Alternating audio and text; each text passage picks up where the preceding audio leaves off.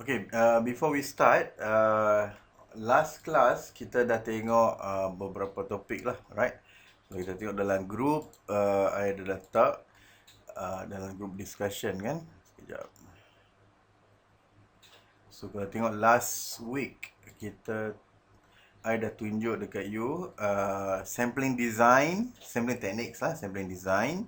And then kita dah tengok data collection method. And then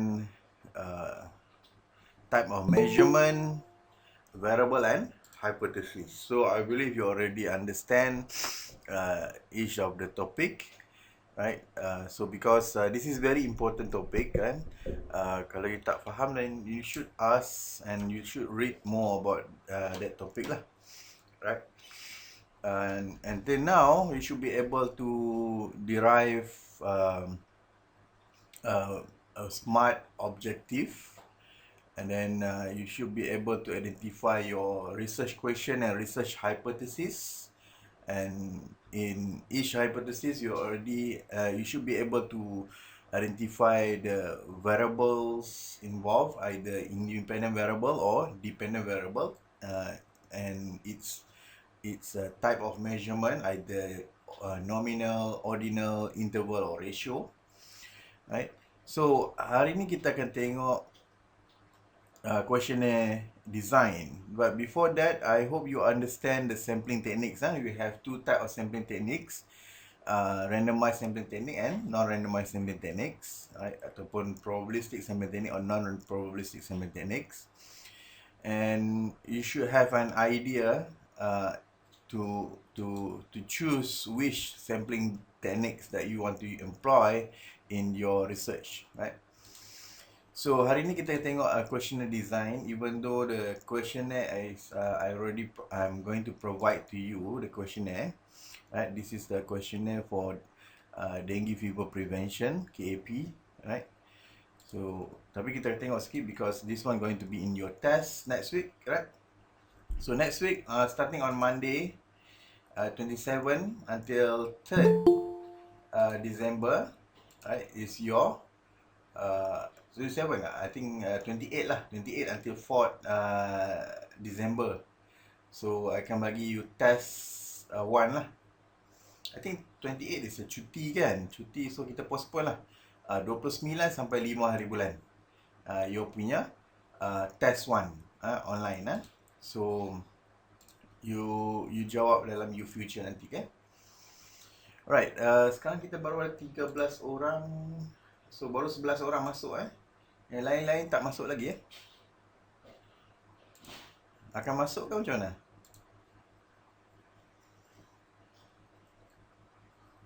You pun tak tahu? Hello? Tak pasti doktor. Bekerja kot. Ada yang tak boleh masuk. Sebab apa tapi tak apalah, I will record this one. So now, questionnaire design. A questionnaire is a pre-formulated written set of questions to which the respondent record his answer. Means this is a data collection method, which is a questionnaire kan. So we have data collection method, kita ada banyak kan, either face-to-face interviews, focus group, observation, questionnaire, and telephone interviews, email, or electronic interview, right? So questionnaire ni means we have set several question regarding to our objective, right? In order to achieve our objective, we design a set of question for respondent to answer, and we can elucidate to our objective. Right, guideline for questionnaire design. So there are two guidelines, which is a principle of wording. Another one is principle of measurement. Right, so principle of wording means that we need to carefully look into content and purpose of the question lah. Right, so the nature of variable type, right? So subjective feeling or objective fact, right? Kita kena tengok that type of question. So if it in touch of subjective feeling, so you need to be very careful.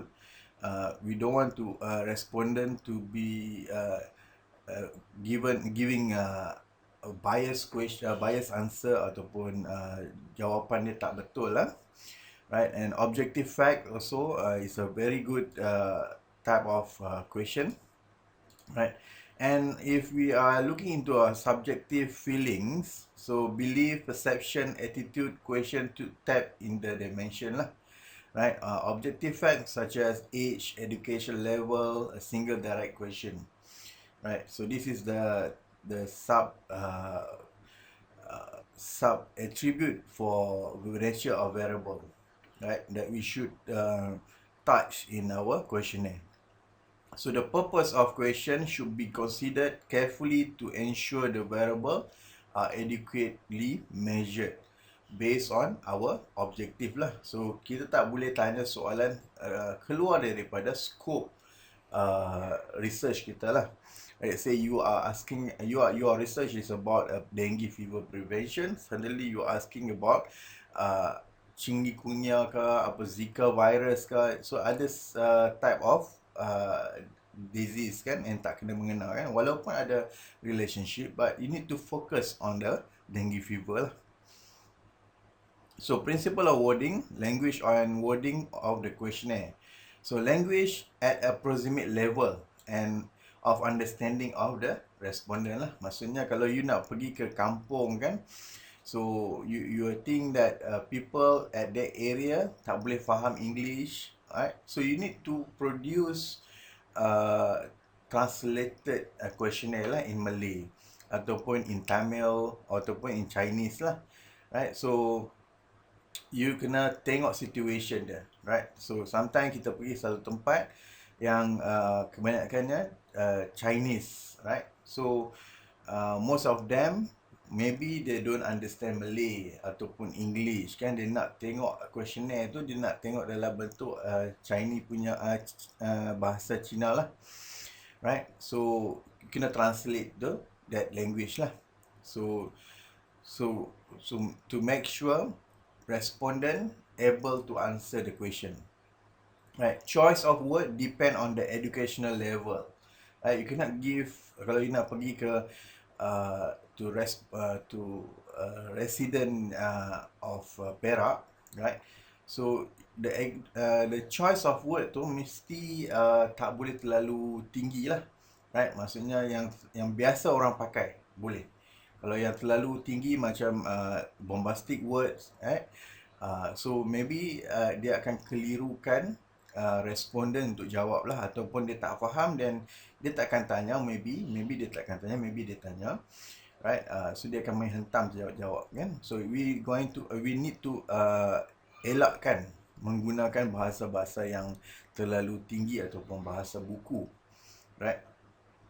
So usage of term, idiom in the culture and the frame of reference of the respondent. So respondent will be biased if respondent does not understand or interpret differently lah. So the disadvantage of a questionnaire means that you just give your questionnaire, right? If you are direct questionnaire kan, you use a direct questionnaire method. So you give questionnaire to respondent to answer, right? At their freedom. So maybe kalau dia tak faham, dia ataupun misinterpret, so dia akan bagi jawapan yang salah lah. Melainkan you lantik interviewer kan. Kalau you lantik interviewer, maybe you need to train lah interviewer to explain to the respondent, right? So type and form of question. There are type and form of question in designing a questionnaire. So there are open-ended versus closed-ended question. So ini adalah type of question dalam questionnaire lah. Kita ada open-ended questionnaire question and closed-ended question. So nanti kita akan tengok one by one, but now kita tengok apa yang ada dulu. Positive and negatively word question, double barrel question, ambiguous question, recall dependent question, leading question, and social disability. So basically we have 7 type of question. So some of the question, yang type of question ni kita akan adapt, and some of it kita akan reject because it's going to be confused to our respondent. Contoh, open-ended question. Open-ended question means the respondent can answer in a way macam kita letak essay, right? Soalan essay kan. State 5 things that interesting and challenge in the job. So you bagi tempat kosong, so respondent akan isi. So apa 5 things that are interesting and challenging in the job, right? So what is your favorite food? So kita tak bagi pilihan dekat dia. So respondent akan isi dia punya jawapan. So jawapan selalu type of question macam ni is not very good in quantitative analysis, right? Basically for qualitative analysis, then I think it should be fine, right? Right. So kalau satu lagi kita ada close-ended question. So respondent make choice among a set of alternative lah. Maksudnya macam ni contoh. So I bagi dekat respondent, let's see I tick this one. Right. Kalau you tengok dekat sini, okay, nyatakan bangsa. So bangsa I give the option Malay, Chinese, Indian and others, right? So I bagi dia option. So this is what we call as a close-ended question lah. So jumlah pendapatan bulanan keluarga. So I letak RM tempat kosong. This is a open-ended question lah. Same goes to this one lah. Kalau kita tengok dekat sini, okay, what are the major source of stress in your life? So I bagi tempat kosong. This is what we call as open-ended question. Means that open to the respondent to answer it in own freedom. Kalau kita bagi alternative, right? Macam ni, what is your marital status? 1, 2, 3, 4, 5, 6, 7, 8. Right? So dia tanda lah. Dia tanda yang mana dia nak. Ini adalah what we call as a close-ended question. Right? Boleh faham antara dua tu? So open-ended question versus close-ended question is advisable to include open-ended at the end of the questionnaire to give respondent opportunity to make additional comment. So please avoid to use more or many open-ended question lah in a quantitative research, because it will make our analysis susah sikit lah nak analyze, right? So memang sangat susah because the answer will be very different and sangat besar, messy sangat. So we cannot do simple analytics, right? So but we can provide open-ended question at the end of the questionnaire lah, untuk bagi feedback ke kan. Contoh macam survey 5 edition ni, let's say kalau I buka this one, dia dah bagi tak? This one dia tak bagi kan. So kalau macam ni, dengue fever pun tak ada lah. I think don't have, right? Tapi you boleh letak untuk bagi feedback lah. You nak nyatakan, suruh responden bagi pendapat ke apa-apa. Tapi it's very hard to analyze lah, right? So positive and negative word question. So it is advisable to include negatively worded question to ensure respondent remain alert while answering. So if you have a lot of question, right? Contoh, you ada macam ni, contoh questionnaire ni nampak So ada scale A, scale B, C, D, E, F, G, H. So panjang kan, dia nak jawab ni, kira dia kena ambil masa lah. So sometimes respondent dia baca, mungkin yang pertama ni dia baca 1-2 soalan, and then dia tengok banyak sangat soalan-soalan kan, and then dia start lah main hentam saja. So dia letak 5, 5, 5, 5, 5, 4, 4, 4, 4, 4, 4. So to ensure the quality of the respondent, right, answering the question, so we need to put the negative and positive question dalam satu scale. Right, so contoh negative question, I don't feel I am very effective in my job. So this is a negative question lah. So I feel I feel I have been able to accomplish a number of different things in job. So this is a positive question. So contoh I boleh letak dekat sini. Kalau you tengok dekat sini, so in uncertain times I usually expect the best. So this is a positive question. Pessimistic lah. If something can go wrong, for me it will. So this is a negative question. So I am always optimistic about my future. Positive question. I hardly ever expect things to go my way. This is a negative question.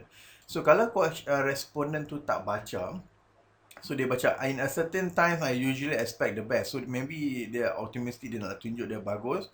So dia letak 4 atau 5 lah. And then dia tak baca yang bawah ni, dia kata semua dia kata 45. So we know that respondent sendiri tak baca that question, and we can reject the questionnaire, the response from the respondent lah, right?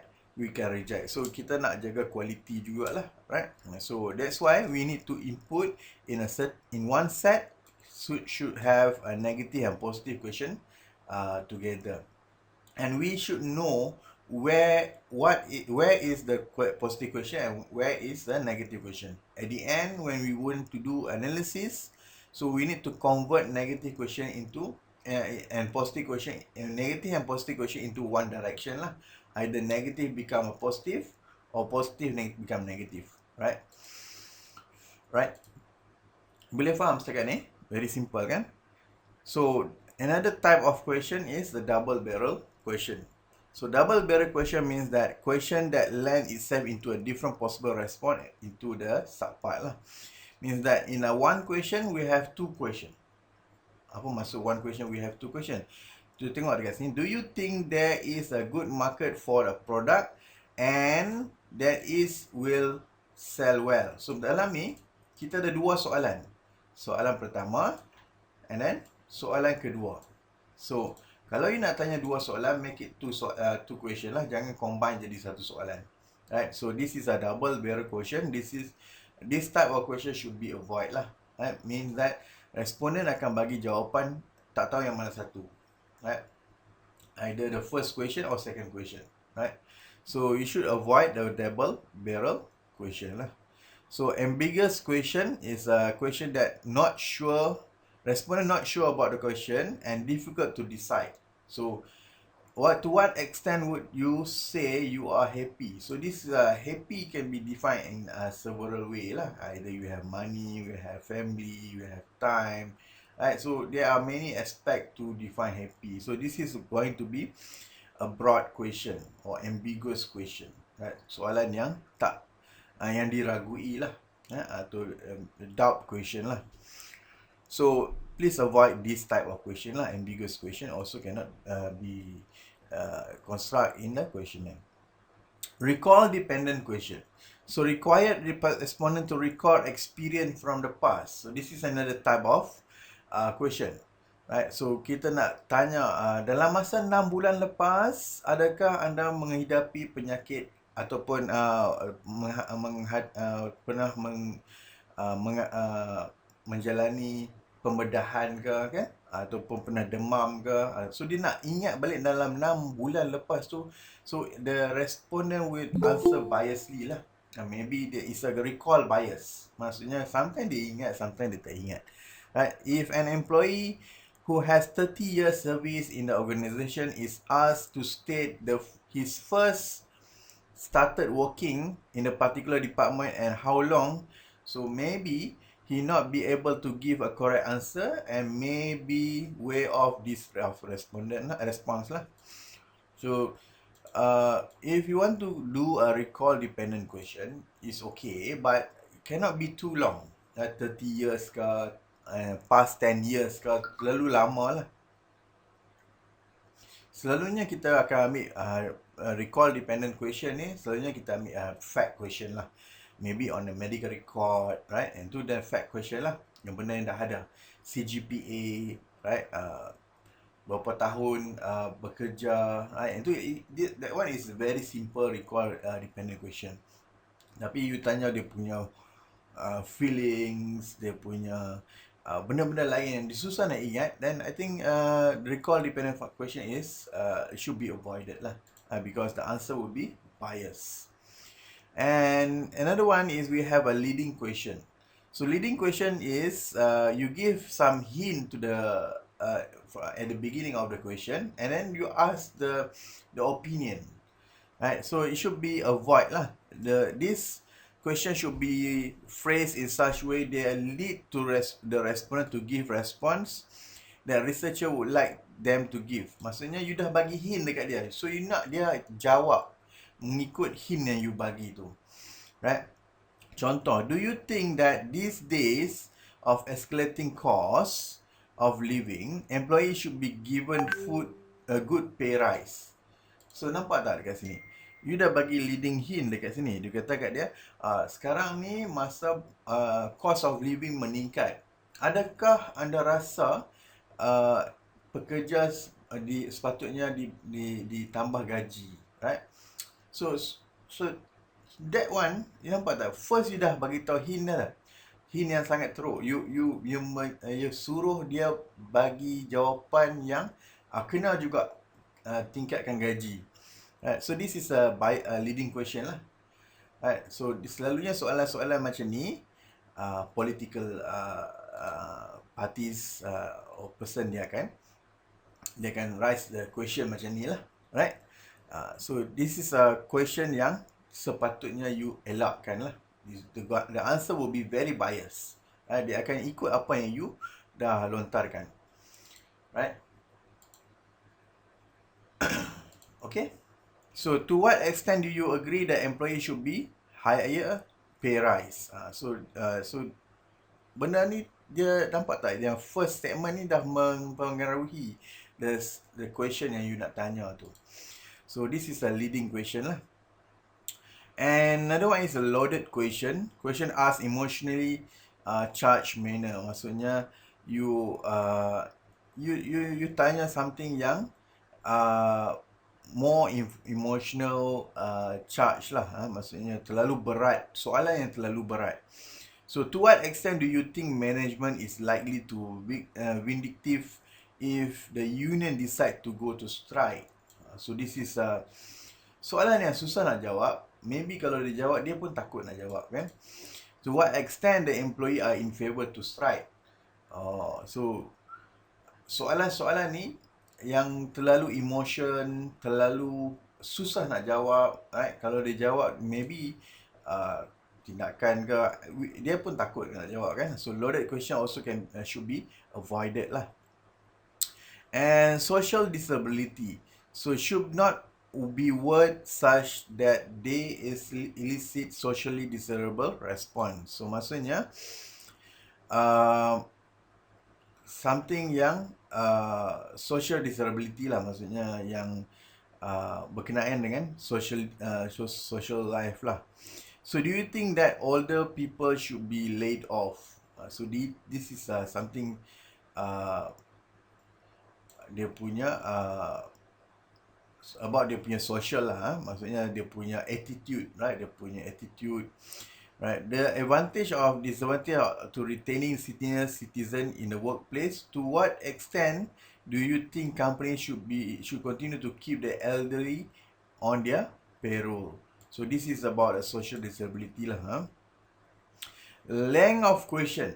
So in a questionnaire design, you should keep it short and simple lah.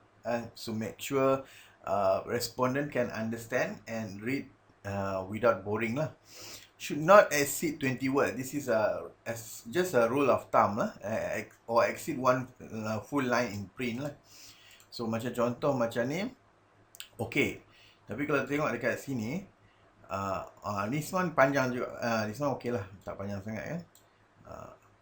Okay, this one hampir-hampir panjang. Bilangan ahli keluarga termasuk anda yang mendapat demam denggi pada 6 bulan lepas. So should not exceed one line lah. Kalau you nak letak, kalau satu line ni okey lagi. Kalau exceed one line, dia akan jadi soalan peperiksaan. So tak patut lah. Macam ni macam ni panjang lah. Nampak tak? Ni panjang, tapi this is a fact lah. Memang soalan peperiksaan pula kita nak tanya the main knowledge kan. Okay.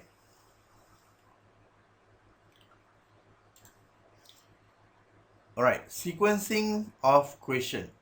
So, macam mana nak organize our question?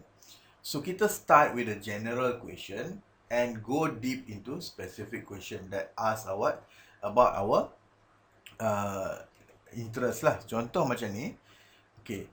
Let's start with the demographic question. Very general kan. You punya race, you punya pendapatan bulanan, you pernah dengar tak denggi ni. Alright. So this is very general.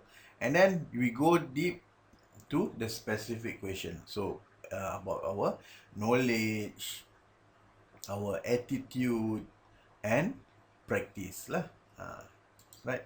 So this is the funnel approach lah, from a general question to a specific question. Right. Classification of data and personal information. So best not to ask the respondent name lah. Right. So respondent name is should be avoided lah. Tak payah tanya, because we want to ensure the confidentiality of the data. Respondent pun tak berapa selesa kalau kita tanya dia punya nama, dia punya IC, dia punya personal information, right? So kita pun tak suka kan nak bagi nak disclose benda tu. So you should ask general question, right? So if you want to ask about the gender, the race, and that is okay lah. But too personal should be avoided lah. Can be asked at the beginning or the end of the question lah. Tapi tak payah tanya lah question nama tu. Is a highly sensitive information such as age, income, and best placed at the very end. So sometimes kalau kita nak tanya dekat end, tengok jugalah. Kalau kita buat personal interview, kalau orang dia based on the pengalaman lah. Kita tengok orang tu kalau agak susah dia macam tegas ke, macam tak nak bagi kan. So jangan tanya mula-mula lah. Tanya pada akhir atau penghujung soalan. Right. So that is the art of interview lah. Kalau you nak tanya soalan dekat responden ni, dia memerlukan seni. Right. So you tak boleh simply nah bagi question tolong jawab apa semua, tak boleh lah macam tu. So you kena ada art sikit lah untuk approach people and ask question your question from the questionnaire lah. Right. So next is principle of measurement. So before we go to principle of measurement, do you understand all of the type of data question ni? Boleh faham ke?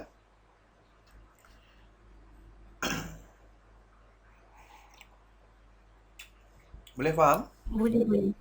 Right. Nanti I bagi you slide tomorrow kan, hari Selasa lah I bagi slide. Okay? Right. Principle of measurement. So general appearance or get up of the questionnaire. Important to have good introduction. Right. So kalau you tiba-tiba bagi questionnaire macam ni, contoh questionnaire di KAP ni, dia tak ada introduction pun. Kita borang soal selidik pengetahuan, sikap, amalan. Kalau you bagi ke orang, you just distribute, orang pun tak nak jawab. Right? Dia tak tahu daripada mana datang questionnaire ni, siapa yang bagi, tiba-tiba tanya soalan, orang tak minat nak jawab. Sebab dia kalau dia bagi information, maksudnya dia bagi dia punya personal information jugalah. Walaupun tak personal kan. Tapi dia akan spend time benda yang dia tak tahu daripada mana. So you need to have a very good introduction and well organized instruction. And need alignment of the question to ease the process of answering the questionnaire. Right, so maksudnya you kena ada design lah. Macam ni, I tak terurus kan. Bawah ni urus sikit lah. Okay. Yang atas ni macam tak terurus, tak ada introduction. Later on, I bagi dekat you this one. You need to reorganize and make it interesting sikit lah. So, you should start with the general instruction. Ataupun general instruction lah. Contoh macam, let's say I cuba buka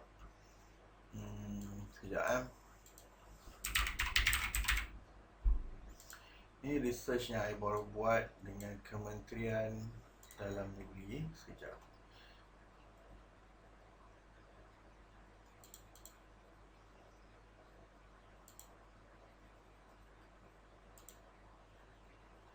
Boleh masuk lagi tak?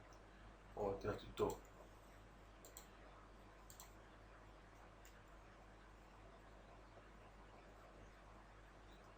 Contoh lah, right? Sekejap. Dia punya contoh ke, dia punya, you ingat tak I dah bagi dekat you link kan? Dia kajian persepsi keselamatan negara, right? So dia akan bagi responden yang dihormati adalah dimaklumkan bahawa penyidikan, dia bagi introduction sikit, right? Dia bagi introduction untuk orang faham lah, right? Dia bagi tahu, okay, soalan selidik ni ambil masa 15 minit, 10 ke 15 minit saja untuk dijawab. Maklumat soalan selidik ini adalah dirahsiakan. You kena inform this one lah. Apa-apa masalah boleh hubungi siapa-siapa kan. You need to give a instruction, right? Introduction lah, introduction about the questionnaire lah. Contoh kita akan tengok dalam right. So good introduction. So this is an example of good introduction lah. This questionnaire is designed to study aspect of life at work.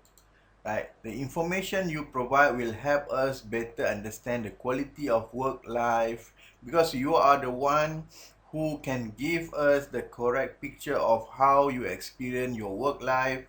I request you to respond the questionnaire frankly and honestly.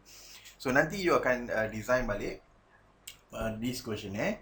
You akan letak introduction, very good introduction. So you need to actually kalau you ikut this one pun okay. Your response will be kept strictly confidential. Only member of research team will have access to the information you give.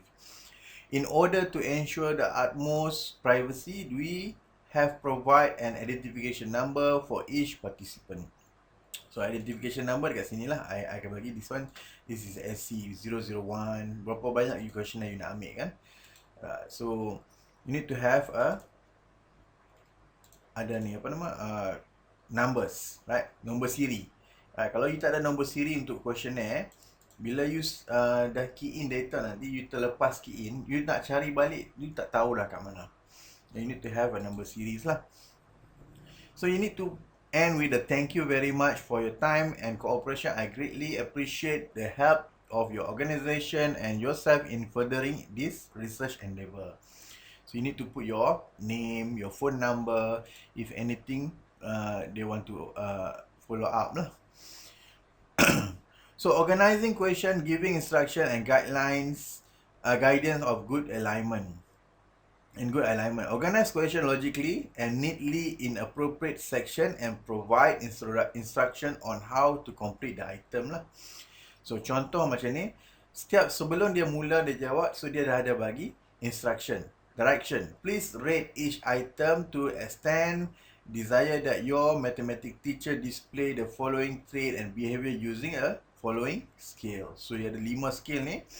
5 always, 1 never. So dia take macam ni lah. So dia akan bagi tahu. Kalau dia kata has a good relationship with the student and teachers, dia kata always, dia letak 5. Right. So this is a clear instruction lah. Contoh macam ni, are you male or female? So this is basic survey questionnaire. So this is in good alignment lah. Right. So kalau you menggunakan printed questionnaire macam ni, right, so you kena adjust sikit lah bagi nampak tak serabut. Macam ni nampak serabut sangat kan. So you kena adjust elok balik, bagi elok lah macam ni ke, ataupun design lain lah. You tengok, kena search sikit. Atau kalau you guna questionnaire from Google Form, right, itu dah organize elok dah. Right, so this is organize yang dia bagi dekat ni, question and please check one. So contoh dia boleh check satu saja. Right. Information or on incomplete on income and other sensitive personal data. Locate at the end of the questionnaire lah. Selalunya at the end of the questionnaire. Tapi selalunya kalau questionnaire terlalu panjang, right, ataupun you just bagi direct questionnaire, maksudnya you bagi respondent untuk jawab sendiri, maybe you tak sepatutnya tak belakang lah, maybe dia akan terlepas, right. And then kalau you guna face-to-face interviews, right, explain ada interviews, right, so maybe you can explain the usefulness of the information and how it can be contribute to your knowledge and problem solving lah, right. So this is an example of sensitive information lah.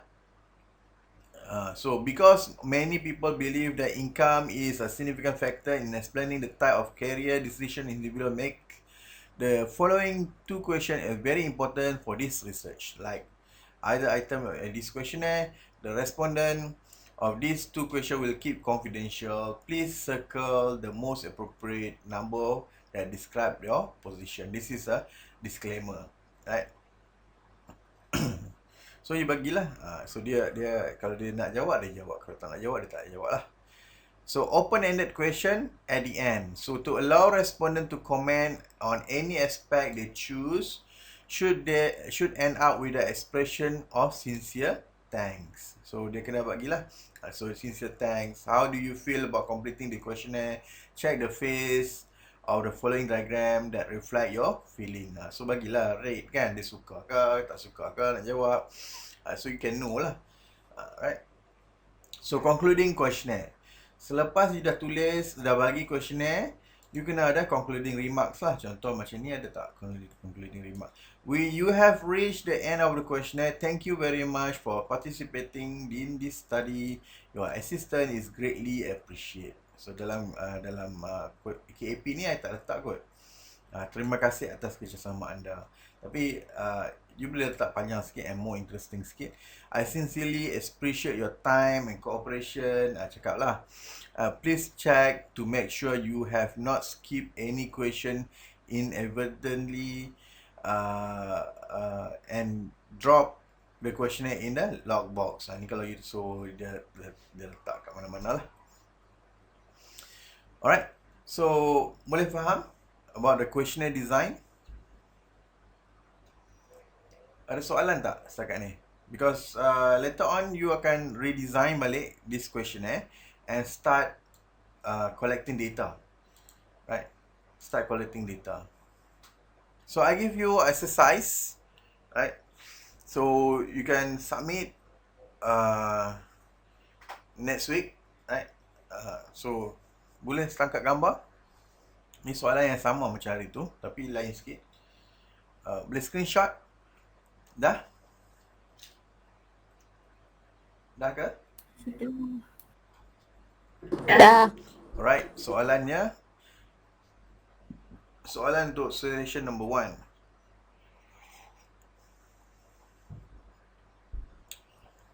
Dah? Dah. Situation number 2. Soalan untuk situation number 2. Please try to answer this one to test whether you understand this topic or not. Situation number 3. Question for situation number 3.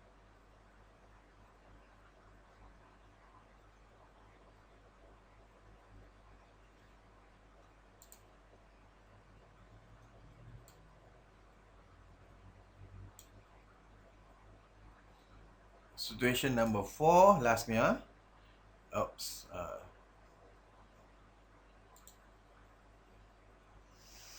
And question for situation number 4.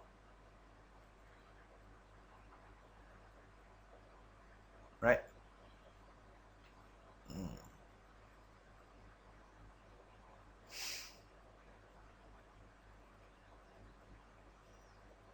You nak assignment ke?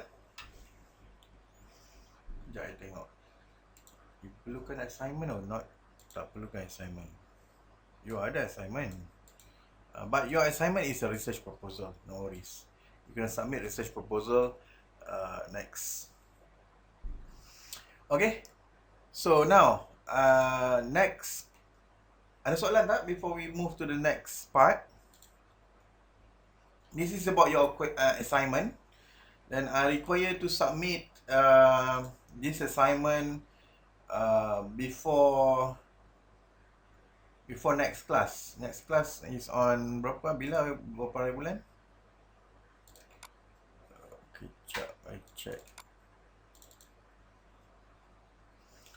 Next class is on December kan? 10 December. 10 December. I think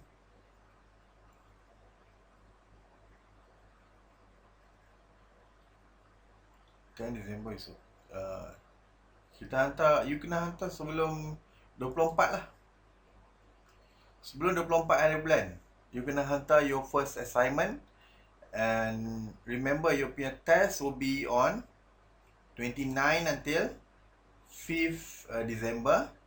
So, I letak dia punya deadline lah. MGT648 Test 1 29 November to 5th December, and assignment due date 24th December. Oops, 24th December is cuti kan? Wait ya,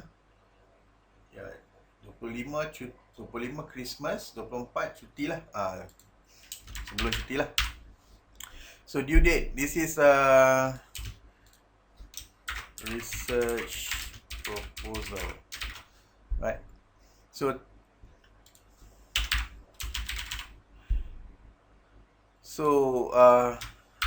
make sure you tengok tarikh ni,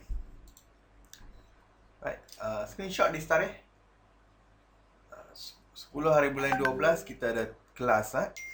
Untuk 10 hari bulan 12 nanti, I explain nantilah. So tapi tengok dulu tarikh ni, you log dulu tarikh ni. I save lah.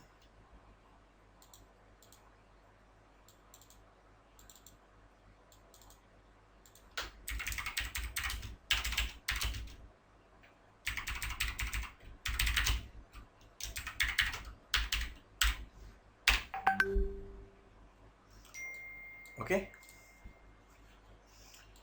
Ada soalan tak before we continue? So, before we continue, kita akan rehat sekejap lagi. Since the first class, I ajar you what is a research and how to do a literature review matrix, how to design a good objective, research question, research hypothesis, right? And then kita dah masuk sikit apa itu population, sample, study design. Kita dah tengok study design, kita dah banyak study design, right? Kita dah tengok sampling techniques. Kita dah tengok sample size calculation. So you already have a group kan, and you already decide where to focus, the area of focus you nak buat dengue fever prevention ni, right? So I want you to start doing data collection after this class, right? So after this class, you need to start doing your data collection. You need to plan well before you go to a data collection. You need to plan well, discuss with your team. So what sampling techniques yang you nak guna, dekat mana area. You need to design well lah. Kena ada betul-betul punya design. Maksudnya planning untuk you distribute and you dapatkan semua questionnaire you lah. Nanti questionnaire akan bagi lepas ni. So lepas ni kita akan sambung sekejap, kita rehat dalam 5 ke 6 minit. So kita akan tengok writing a research proposal. This is your assignment. So once you already have an assignment, dah siap ni, dan kita akan tengok next class, kita akan tengok data analytics, right? So make sure you have SPSS in your PC. Okay, so I think kita rehat 6 minit. 10 AM kita sambung, okay? Alright, kita sambung sikit ya. Alright. Writing a research proposal. So ini assignment you kena buat lah.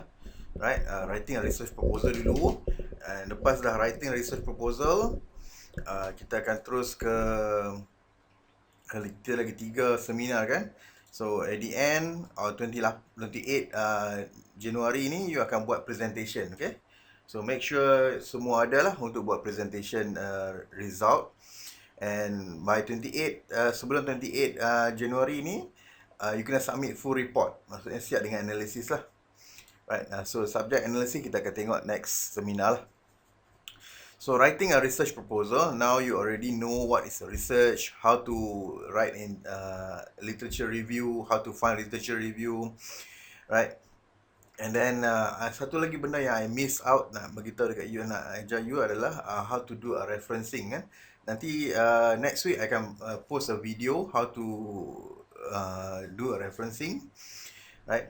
So dia dah tahu juga macam mana nak create, construct research objective using SMART, research question, research hypothesis, population, sampling design, sampling techniques, right? And then data collection method you already know, and just now you already learned about the questionnaire design, right? And then sample size calculation, how to construct data collection, semua you belajar kan. So you need to plan and start writing lah. Okay. So research proposal. So the agenda for this slide, this topic is a propose a research proposal, structure of research proposal, a purpose of research proposal, structure of research proposal, how to write a research proposal, Gantt chart and summary. So a research proposal is an overall plan, scheme, structure and strategy designed to obtain answer to the research question or problem that constitute to your research project. So research proposal should outline the various tasks you plan to undertake to fulfill your research objective, test hypothesis if you have, obtain answer to your research question. It should state your reason for undertaking the study. So this is a research proposal. The main function of research proposal is to detail the operation plan lah. So benda yang sama I ulang. So kita nak detail out apa plan kita untuk conduct the research. In doing so, it ensure and reassure the reader of the validity of the methodology for obtaining answer to your research question accurately and objectively. So you akan design a plan, so you akan follow plan to construct a full research lah. So the element of research proposal should consist of what are you proposing to do, how you plan to find answer to what you proposing, why you select the proposed strategy of investigation. So content, so nampak content of research proposal. It should have introduction, including a brief literature review. Boleh nampak ke? Besarkan sikit.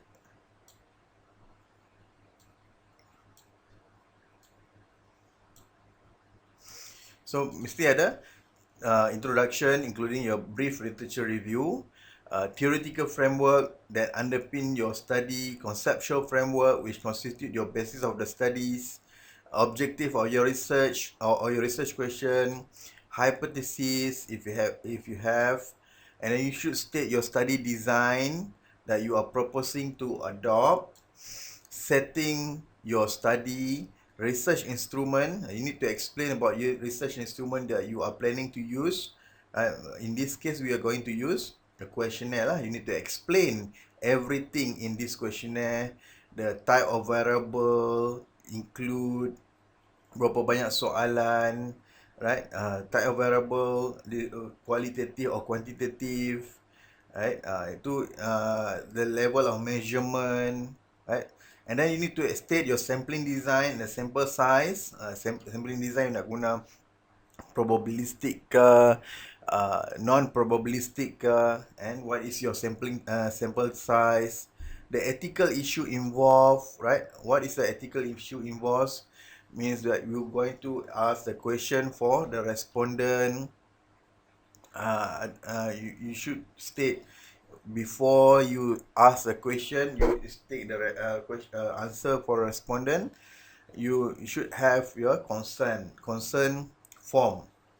Maksudnya surat borang persetujuan untuk respondent jawab, right? And then you should include the data processing procedure.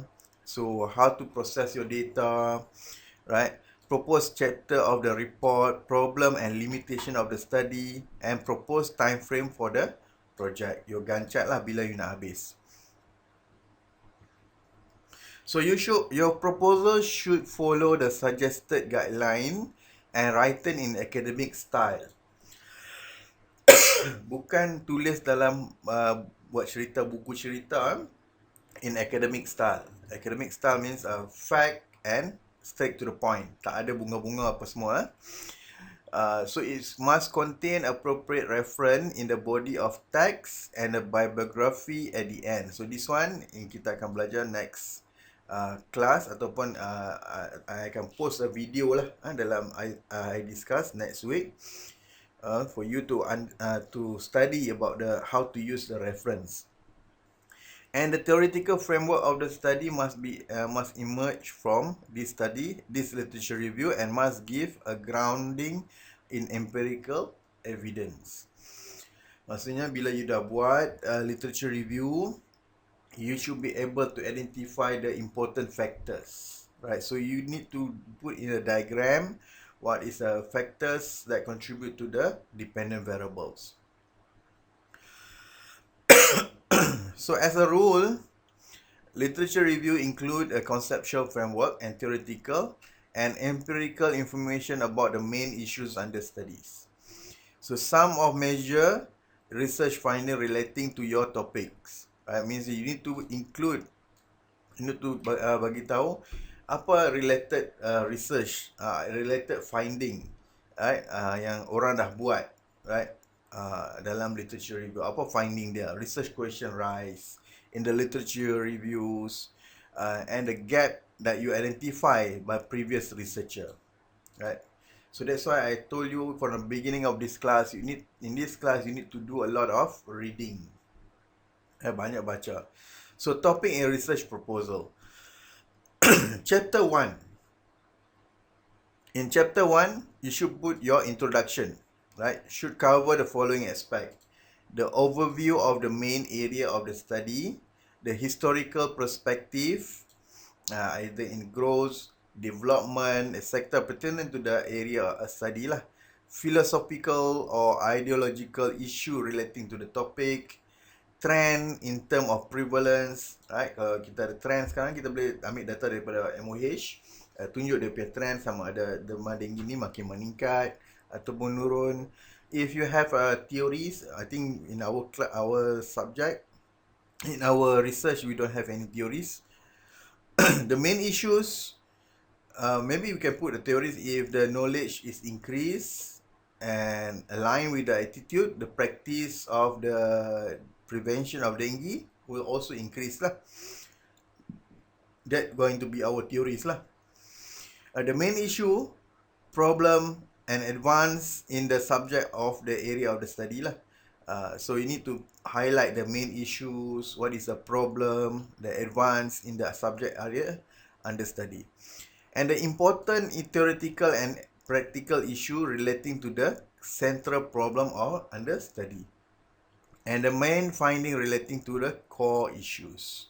So this is the element should be under chapter 1. Right, semua ni mesti ada dalam chapter 1 lah. Introduction. So contoh, I bagi dekat you. Suppose you are conducting a study to investigate the impact of immigration, right, on the family. The preamble, the introduction should include brief description of the following lah. So you should put the origin of migratory movement in the world, the general theory developed to explain migratory behavior, the reason for migration, current trend in migration, national and state, the impact of immigration on family role and relationship, for example, husband and wife, children and parent,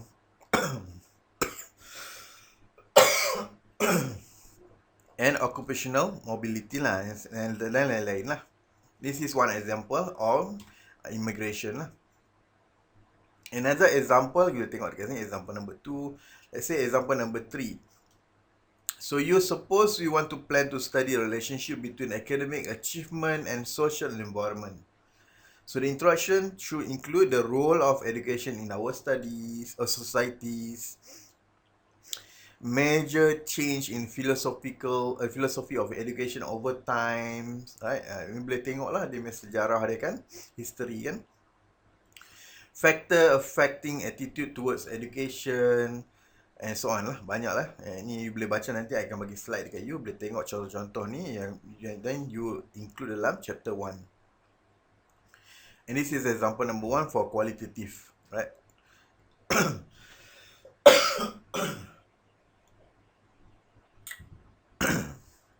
So this is about introduction lah. So dalam introduction juga kita ada problem. So having provided a broad introduction into the area of the study, now focus the issue relating to the central theme.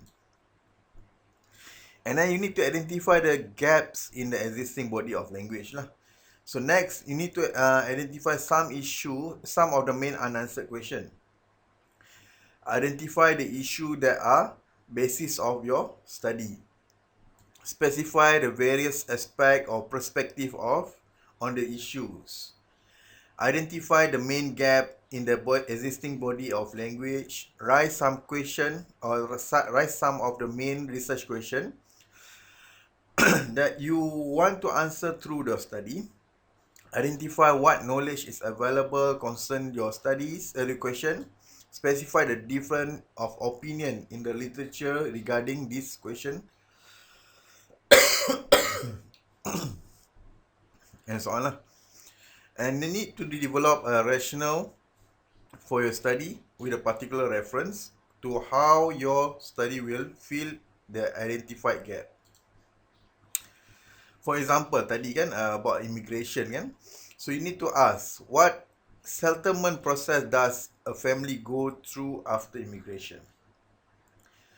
What adjustment do immigrant have to make?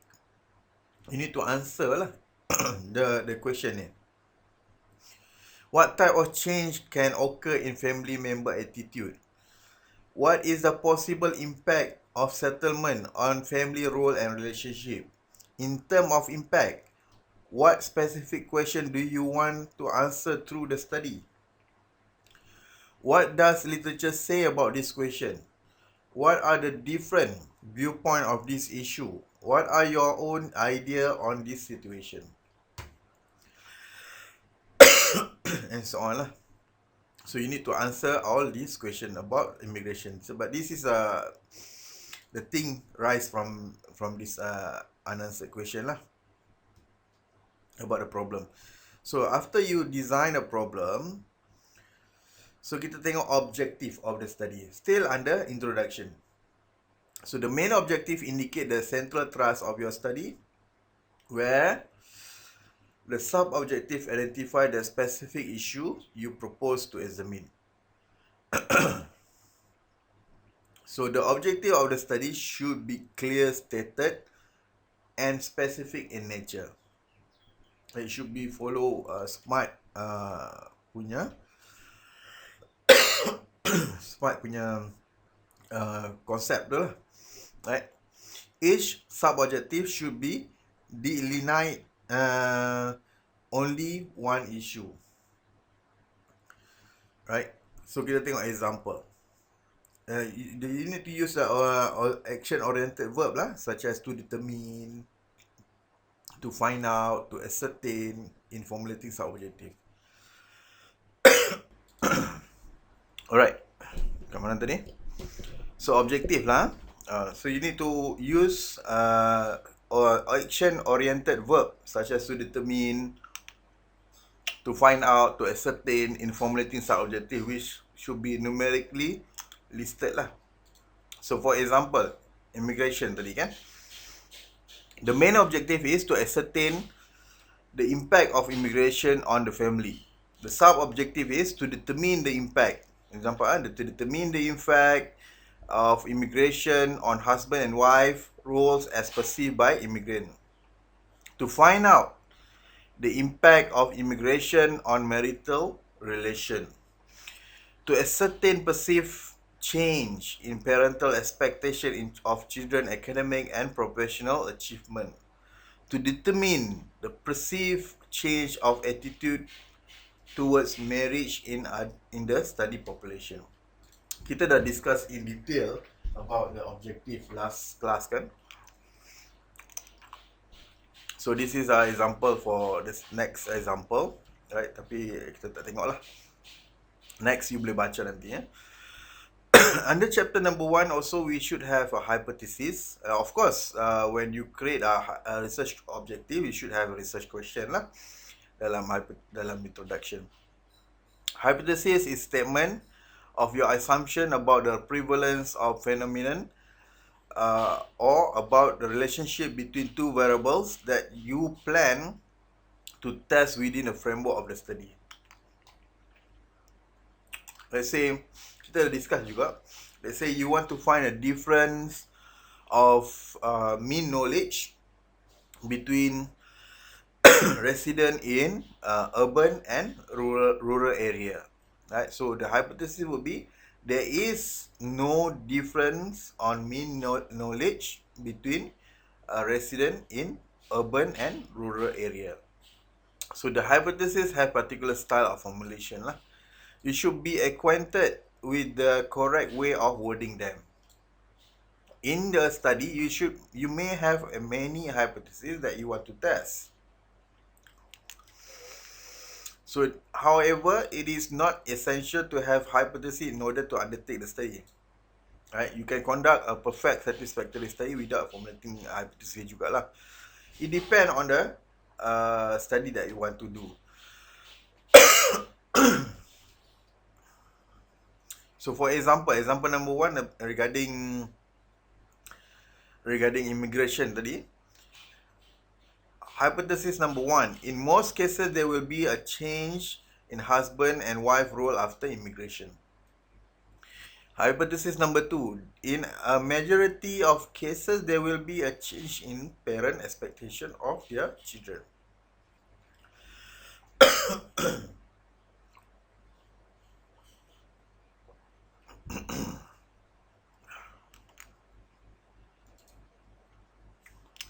So this is an example for hypothesis, example number 1 lah, immigration. For qualitative research, we don't have to construct a hypothesis lah. There are no hypothesis for qualitative research. Now, chapter number 2 will be your literature review lah, right? Related studies. Chapter number 3, methodology. You should put your study design. You should describe the study design you plan to use to answer in your research question. Either you want to use cross-sectional research design, prospective or retrospective, before and after, experimental or non-experimental. It should be able to identify by now. Then you need to identify the strength and weakness of your study design. Your study design should include information about the following. What makes up your study population? Apa study population? Can the element of the study population be identified?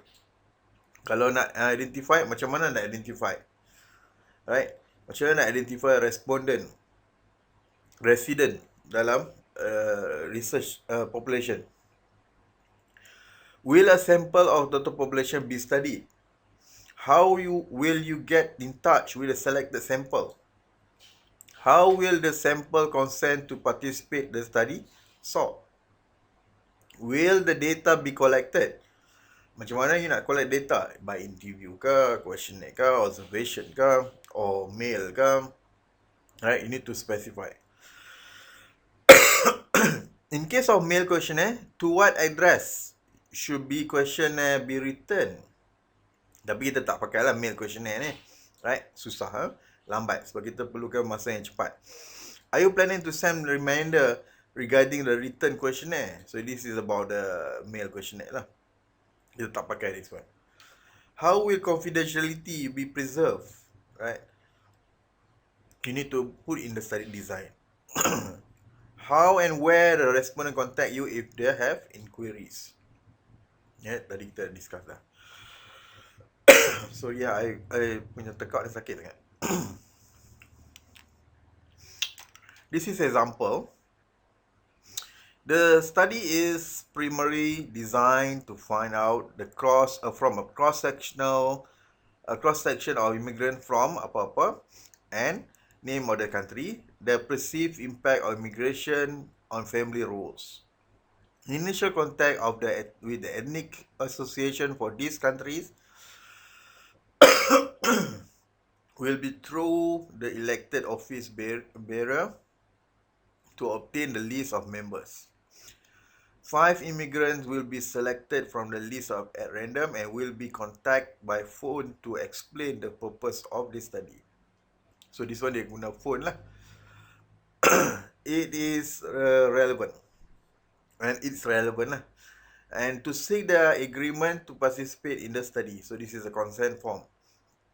Those who give their consent will be interviewed at their home or any convenient place.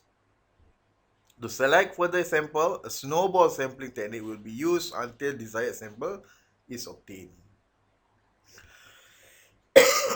Tapi ni dia tak explain lagi lah. You need to explain more. How are you going to conduct a snowball sampling techniques? How many sample size? You need to explain here. So this is another example. You boleh tengok nanti. Now, kita tengok the setting in methodology. Briefly describe the organization, agency, community in which you will conduct your study. If the study is about group of people, highlight some of silence characteristic of group. For example, its history, size, composition, and structures. Draw attention to any available relevant information.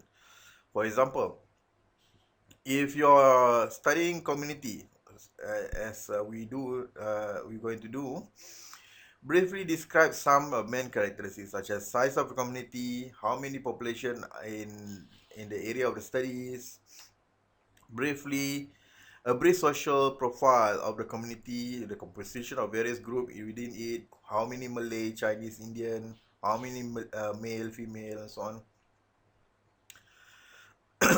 Issues of relevance to the central theme of the study.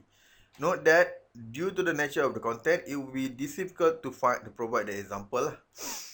Susah nak cari example dekat sini lah. So now, chapter number 3 juga, measurement procedure.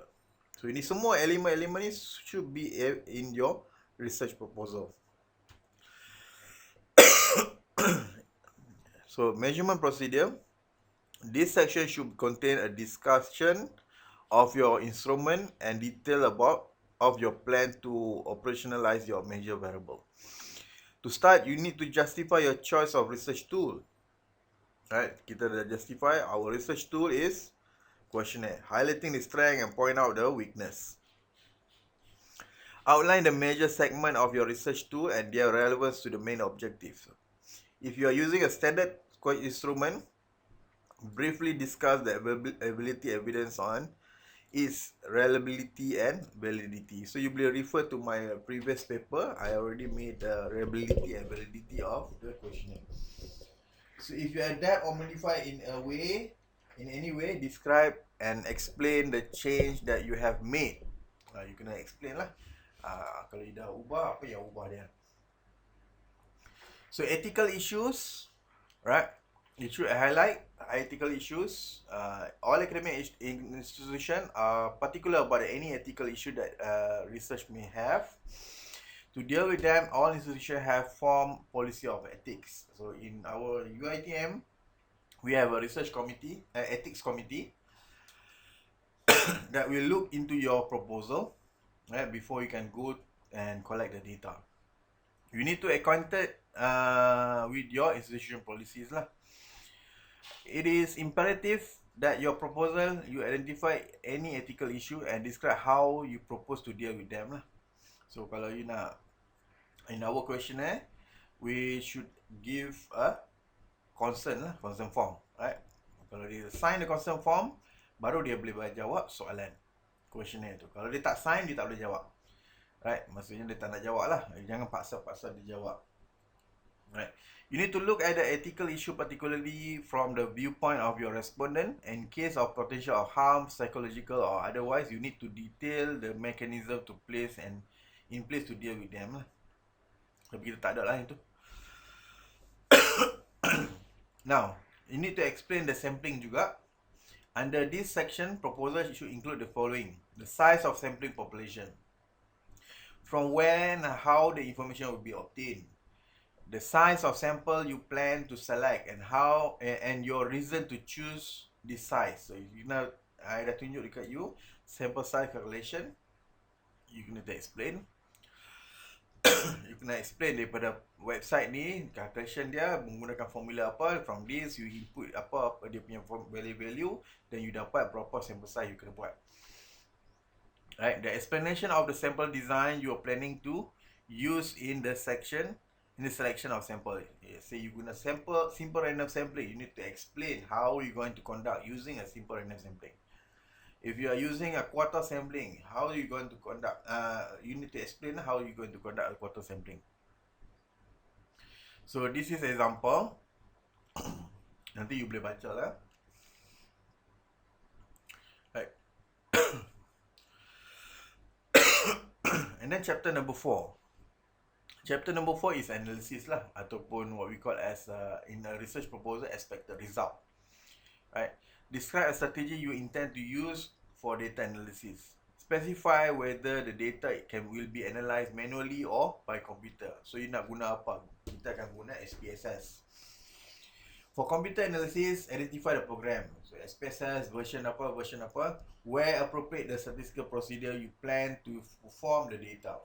Let's say you want to use, your objective is to find whether there is a difference or mean knowledge on between rural and urban residents. So the hypothesis will be there is a significant difference on mean knowledge between rural and urban residents.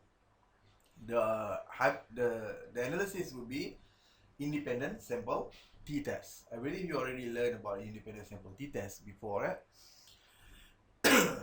So, by using SPSS, how to conduct independent sample t-test? So you need to explain lah, the assumption, the type of data, how to execute the analysis, right? One of the common techniques to identify the theme through the analysis of content of the information gathered by you in the field. For example, frequency distribution. Kita nak buat, kita nak cari distribution in terms of age, education, occupation, so on. Cross tabulation, the impact of future and impact of husband and wife role. So kalau you guna independent sample t-test, you put independent sample t-test, apa variable yang include, objektif apa yang nak cater, right? This is an example lah. Nanti you boleh baca. So the structure of the report, you should have chapter 1, 2, 3, 4, 5, reference and appendix lah. Introduction tadi kita dah tengok lah. This is a chapter that should be in your research proposal. Introduction, literature review or related studies. Chapter 3, which is methodology. Chapter 4 is expected result or analysis yang kita bincang tadi. Chapter 5 is a problem and limitation. So what is a problem in conducting research? What is a limitation? You should provide lah. There is due to time constraint, we should not we cannot expand the data collection to more broad area, right? Contoh. And reference, it should be include all the bibliographic reference. Appendix, if any, if you have appendix such as a Gantt chart, questionnaire,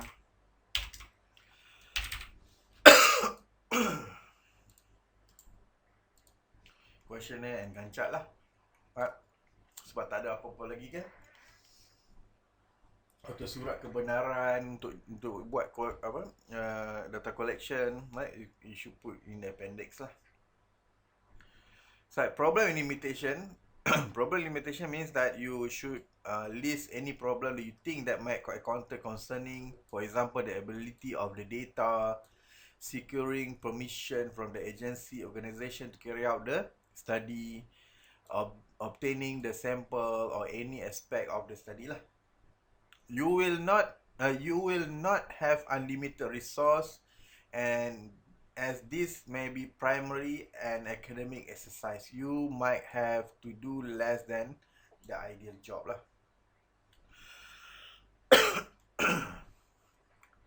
So limitation and problem should rise in limitation and problem statement lah. Appendix, as an appendix, in case of quantitative studies, attach your research instrument and also attach a list of reference in the appendix of the proposal. So this is a work schedule ataupun Gantt chart, right? So you need to put your duration until berapa hari bulan? Sampai 28 hari bulan kan? So you need to put proposed writing, instrument construction, data collection, bila you nak buat, coding, data analysis, report first, report final and typing. Bila sampai habis lah. This is a Gantt chart. I think you know about the Gantt chart kan? So all of this material are taken from Ranjit Kumar, Research Methodology Step by Step Guide for Beginners. Buku lah. So I think I translate it into a slide. So thank you very much. I think that's all for this topic. Next class kita akan tengok the data analysis and data analysis lah, right? And then we do data analysis. I think kena banyak sikit lah, ada 2 seminar, right? Seminar nombor 5 dan nombor 6. Right, seminar nombor 7 is your presentation and report submission lah, right? Full report submission. Untuk proposal ni kena submit bila? Submit mana tarikh yang I bagi hari tu tadi? Tarikh dia 24 hari bulan Disember. We should settle all the research proposal. And research proposal, kita tengok dekat sini. Dia kata kat sini, students are required to write at least 15 pages of research proposal. The assessment should be based on the ability of the explain background of the study, identification of research issues and so on lah. So basically 5 chapter yang tadi I baru explain tu should be in your research proposal. Alright. Ada soalan setakat ni? Any questions so far?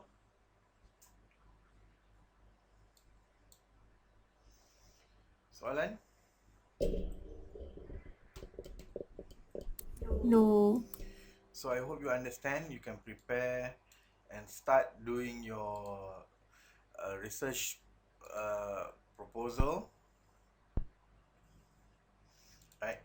So yang penting you kena baca balik semua slide I bagi. Test will be on next week. And start progress with your research proposal. Yang apa nama? Questionnaire ni I akan bagi kejap lagi. Sekejap lagi akan bagilah, ataupun mungkin hari Selasa ni akan bagi sekali lah. Right. So I think I bagi sekejap lagi lah. Minggu depan I nak letak test dengan how to do a Mendeley, right?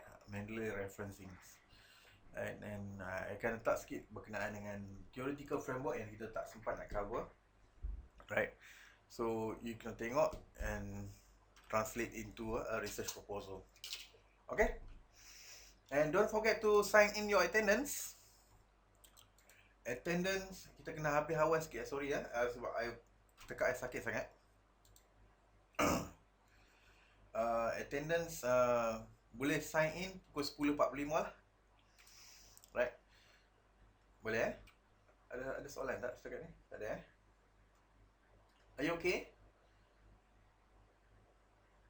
Ada soalan-soalan lain nak tanya ataupun nak suruh I teruskan any topik lain? Okay. For the next class, 10 hari bulan 10 hari bulan 12, I require you to install SPSS. You should install SPSS in your PC lah, right? Kejap I tengah buka SPSS, sangat lembab sebab my computer is very old computer.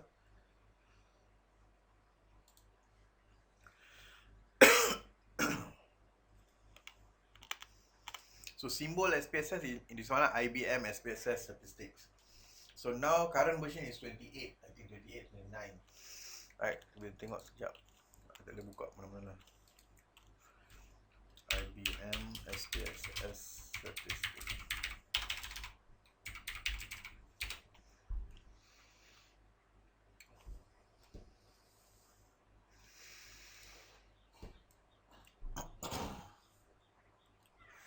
Current version is berapa 29 28. Current version is 28 lah. So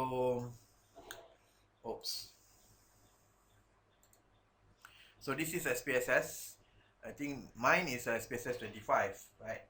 So you boleh dapatkan SPSS from Infotech, right? You boleh request SPSS from the Infotech, ataupun you boleh belilah SPSS tu, right? And then you download and you install in your PC.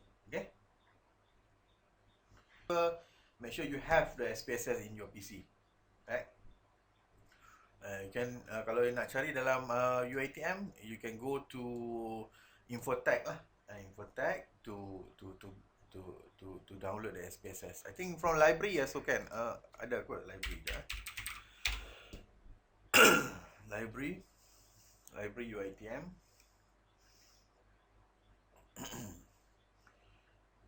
Sangat lembab lah. Alright, this is a new website. Oh, dia dah tukar baru. This is library. I think bahagian download.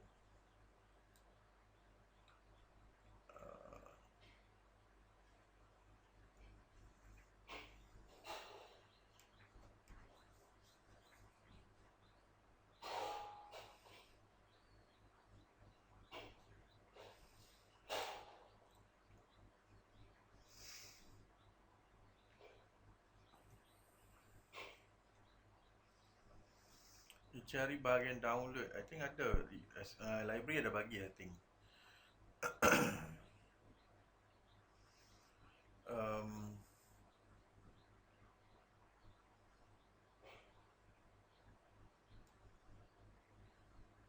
Ni download atas ni. Okay.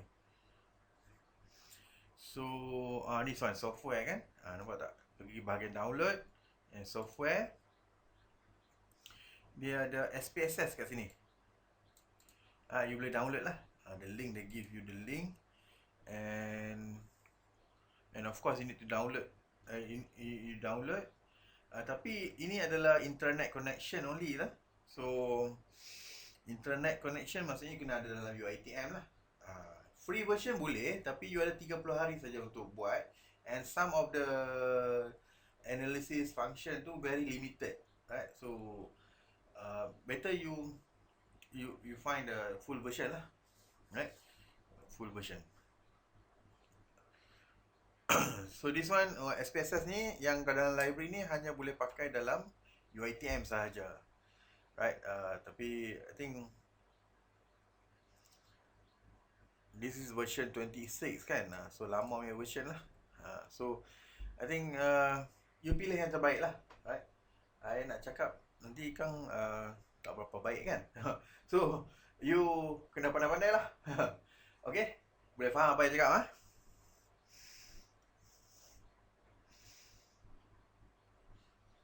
Ada soalan lain before we end our session? So kalau you pergi ke U Future sekarang dah boleh masuk attendance. Jangan lupa attendance. I think dah aktif dah. Right?